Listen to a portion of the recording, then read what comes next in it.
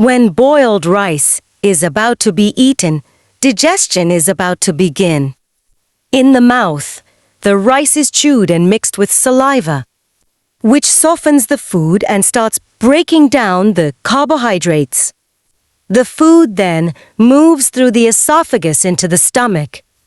In the stomach, gastric juices mix with the boiled rice.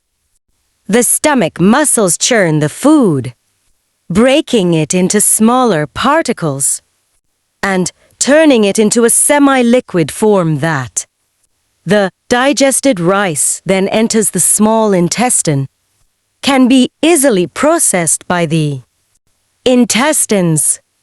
Here, enzymes complete the breakdown of carbohydrates into simple sugars, mainly glucose. The inner lining of the intestine contains tiny finger-like projections called villi, which absorb these nutrients and pass them into the bloodstream. The nutrients from boiled rice support brain cells, helping neurons transmit signals effectively and supporting concentration. Muscles also receive glucose through the bloodstream.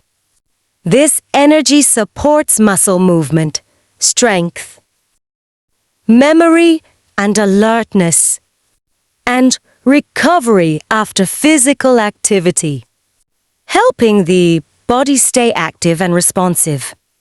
Within the digestive system, boiled rice provides gentle support for gut health. It helps maintain a balanced environment for beneficial gut bacteria. As nutrients continue to circulate, the body converts glucose into usable energy. Organs work efficiently, muscles remain active, and the body maintains its daily activities. However, consuming too much boiled rice at once can cause discomfort. The stomach may become irritated, and excess glucose may enter the bloodstream. A rapid rise in blood sugar can sometimes be followed by a sudden drop.